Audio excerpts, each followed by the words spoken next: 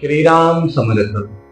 श्री गणेशाला, शारदेला, समर्थ सद्गुरूंना वंदन करून क्षणभर नामस्मरण करू. श्रीमद देवी भागवत सारामृत कथेचे श्रवण करू. ओम ऐं ह्रीं क्लीं चामुंडाय विच्चे. ओम ऐं ह्रीं क्लीं चामुंडाय विच्चे. ओम ऐं ह्रीं क्लीं चामुंडाय विच्चे. ओम ऐं ह्रीं क्लीं चामुंडाय विच्चे. जगदंबा माता की जय. सर्वमंगल मांगल्ये शिवे सर्वार्थ साधिके शरण्ये त्र्यंबके गौरी नारायणी नमोस्तुते. श्रोते हो, नमस्कार.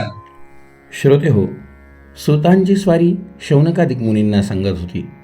महर्षी व्यासांची स्वारी जन्मेजयाला सांगत होती की जन्मेजया, तुला मी हय नावाचा राजा कसा होऊन गेला याची आख्यायिका सांगतो. त्यावेळेला महर्षी म्हणाले, राजा, रेवंत नावाचा सूर्यपुत्र उच्चैश्रवा घोड्यावर बसून विष्णू परमात्म्यांना भेटायला गेला. त्यावेळेला त्या घोड्याकडे बघून लक्ष्मी आपलं भान विसरली. अनेक वेळा विष्णू परमात्म्यांनी तिला आवाज दिल्यानंतर तिने विष्णू परमात्म्यांकडे पाहिलं नाही. त्यामुळे विष्णू परमात्म्यांना अत्यंत राग आला आणि ते म्हणाले, सुलोचने, तुझे लक्ष कुठे आहे? त्या घोड्यावर एवढी का भाळलीस? मी काय बोलतोय याचं उत्तर तू देत नाही आहे, म्हणून तू सर्वत्र सर्वदा रमतेस, म्हणून रमा या नावाने, चंचल मनाची असल्यामुळे चंचला या नावाने ओळखली जाशील. आणि तू या घोड्याला भाळलीस म्हणून मृत्यूलोकी तू घोडी होशील, असा शाप दिला. हे ऐकल्यावर जन्मेजयाने हात जोडले. जन्मेजय म्हणाला, महाराज, इति शप्ता भगवता सिंधुजा कोपयोगतः कथं सावडवा जाता रेवंतेन च किं कृतं. मुनिराज, विष्णू परमात्म्यांनी संतापाने शाप दिल्यानंतर महालक्ष्मी घोडीच्या स्वरूपात कुठे जन्माला आली आणि रेवंताचं पुढे काय झालं? घोडी म्हणून ती जिथे जन्मली तिथे ती एकटीच कशी राहिली आणि तशी किती काळपर्यंत राहिली, काय करत होती? पुन्हा भगवान वासुदेवांची तिची कशी भेट झाली आणि तिला पुत्र कसा झाला? या सगळ्या गोष्टी मला अथपासून इथेपर्यंत सांगाव्या. ह्याचं कारण ऐकण्याची माझी उत्सुकता वाढली आहे. सूतांची स्वारी मुनींना म्हणाली, मुनींनो, इति पृष्टस्तदा व्यास परीक्षितनयेन वै. मुनींनो, राजा जन्मेजयाने विचारलेल्या प्रश्नाचं उत्तर देताना कृष्णद्वैपायन व्यासमुनी सांगू लागले, राजा ऐक, ती कल्याणकारी मंत्रमयी अशी पवित्र पुराण कथा कानांना सुख देणारी आहे. अरे, यानंतर असं झालं की देवाधिदेव विष्णू परमात्म्यांनी लक्ष्मीला शाप दिला, तेव्हा रेवंताची भीतीने गाळण उडाली. विष्णू परमात्म्यांना कसाबसा नमस्कार करून तो तिथून घाईघाईने उठून निघून गेला. तो तिथून निघाला, तो आपल्या पित्याकडे थेट गेला आणि विष्णू परमात्म्यांनी आपल्या रमेला दिलेल्या शापाचा इतिवृत्तांत त्यांनी आपल्या वडिलांना निवेदन केला.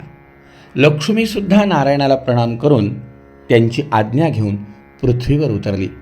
कालिंदी आणि तमसा या नद्यांचा संगम होतो असे एक मनोरम ठिकाण आहे. ते सुपर्णाक्ष पर्वताच्या उत्तरेकडे आहे. पूर्वी कधीतरी सूर्याच्या पत्नीने त्या ठिकाणी तपश्चर्या केलेली होती. घोडी बनलेली रमा त्या जागी भगवान शिवशंकराचे ध्यान करीत राहू लागली. राजा, महादेवाच्या हातात शूळ आहे, मस्तकावर शीतल अशी चंद्रकोर आहे. त्याला 5 मस्तक असून प्रत्येकावर 3 डोळे आहेत. त्याचा गळा गडद निळ्या रंगाचा आहे, पण इतर सर्व देहाचे वर्ण मात्र कापरासारखे पांढरे शुभ्र आहे. वाघाचे कातडे नेसून हत्तीचे कातडे उपरण्यासारखे पांघरलेले आहे. गळ्यात मानवी कवट्यांचा हार असून एक नागाचे जानवे खांद्यावर आहे. अर्ध्या भागात गौरी आहे. असं ते स्वरूप. पंचाननं दशभुजं गौरीर्देहार्धधारिणं कर्पूरगौरदेहाभं नीलकण्ठं त्रिलोचनं व्याघ्राजीनधरं देवं गजचर्मोत्तरीयकं कपालमालाकलितं नागयज्ञोपवीतिनम्. अशा प्रकारचं ते ध्यान ध्याये नित्यं महेशं रजतगिरिनिभं चारुचन्द्रावतंसं रत्नाकल्पोज्ज्वलाङ्गं परशुमृगभरा भीतिहस्तं प्रसन्नं पद्मासीनं समंस्त्यात् स्तुतिममरगणैर्व्याघ्रकृत्तिं वसानं विश्वाद्यं विश्ववन्द्यं निखिलभयहरं पञ्चवक्त्रं त्रिनेत्रं. नमः पार्वतीपते हर हर महादेव. अशा स्वरूपाचं चिंतन करीत ती घोडी बनलेली सागर कन्यका लक्ष्मी तिथे राहू लागली. अशा तऱ्हेने विरक्त होऊन तिची तपश्चर्या चालली असताना दिव्य 1000 वर्षांचा काळ उलटला. मग एका समयी त्रिलोचन महादेव पार्वतीसह नंदीवर बसून तिच्या पुढे प्रगट झाले.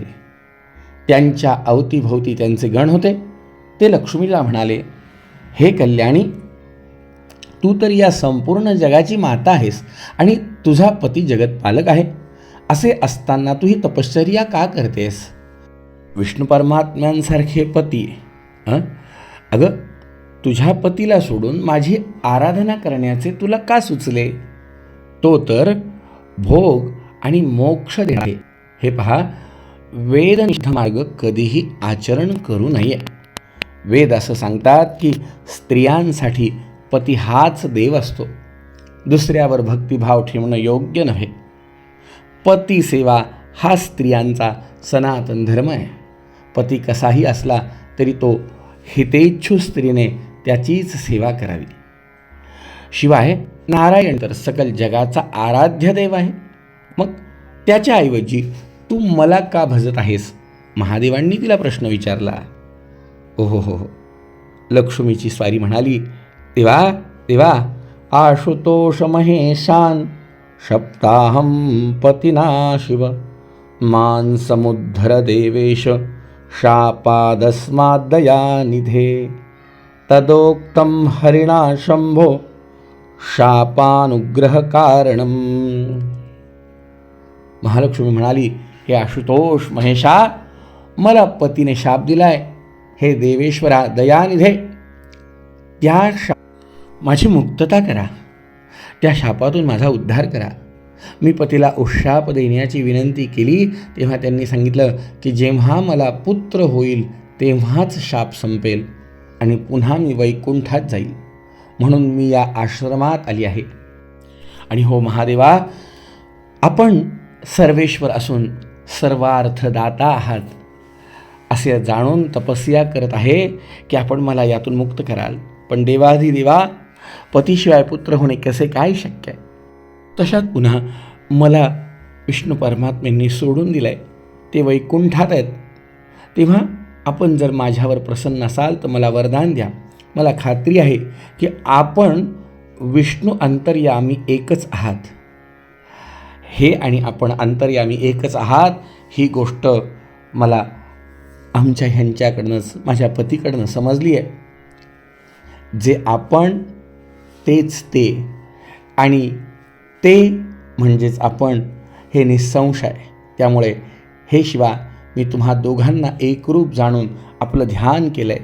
जर तुम्ही दोघंही तसे नसता तर तुम्हाला शरण जाण्यामुळे मला दोष लागला असता. राजा महादेवांची स्वारी हे ऐकल्यावर म्हणाली, हे सागरकन्ये, आमच्यामध्ये अभेद आहे हे तू कशामुळे ओळखलंस ते मला सांग. कारण आम्हा दोघांचा एकपणा देव, मुनी, वेदांचे ज्ञाते महर्षीसुद्धा लवकर जाणू शकत नाही. तू असं पाहिलं असशील की माझे बहुतांश भक्त वासुदेवांची निंदा करतात. त्याचप्रमाणे विष्णू परमात्म्यांचे अनेक भक्त माझी निंदा करतात. विशेष म्हणजे कलियुगात ही गोष्ट सर्वत्र दिसून येते. पण हे कल्याणी, जे महात्म्यांना सुद्धा उमगत नाही ते आम्हा दोघांमधलं एकत्व तू कसं काय जाणलंस?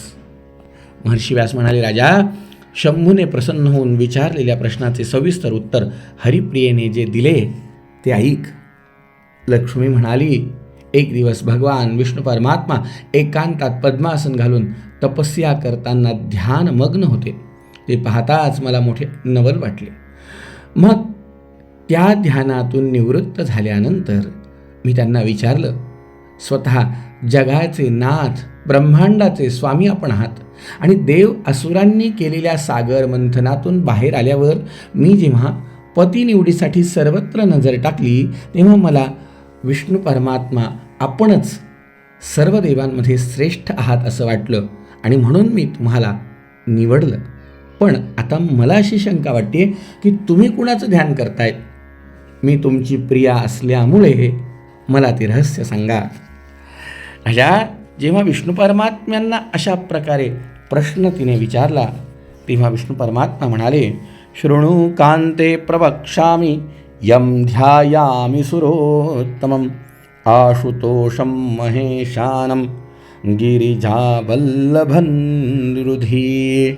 विष्णू परमात्म्यांनी सांगितलं, कांते, मी कुणाचं ध्यान करतोय ते तुला सांगतो. मी मनात त्या गिरिराज वल्लभ गिरिजावल्लभ देवश्रेष्ठ आशुतोष महेश्वराचे ध्यान करतोय आणि तसंच ते अतुल प्रभावी महादेव माझे ध्यान करतात.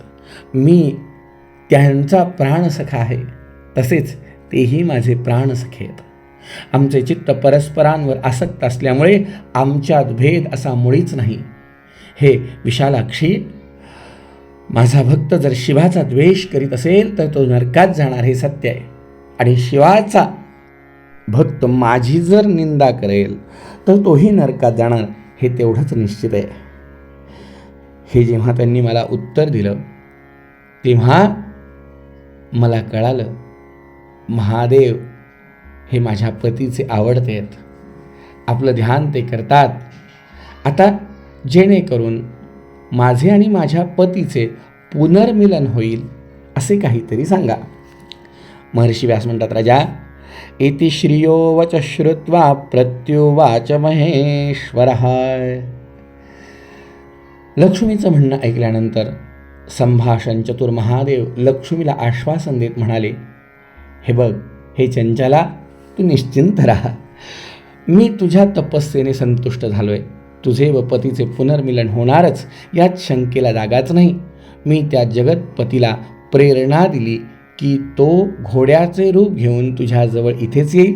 मीच त्याला तसे करायला सांगेन. तो कामातूर होऊन आल्यानंतर त्याच्यापासून नारायणासारखाच एक पुत्र तुला होईल. पुढे तो पृथ्वीचा स्वामी असेल, सर्व लोकांचा पूजनीय होईल, हे निश्चित समज.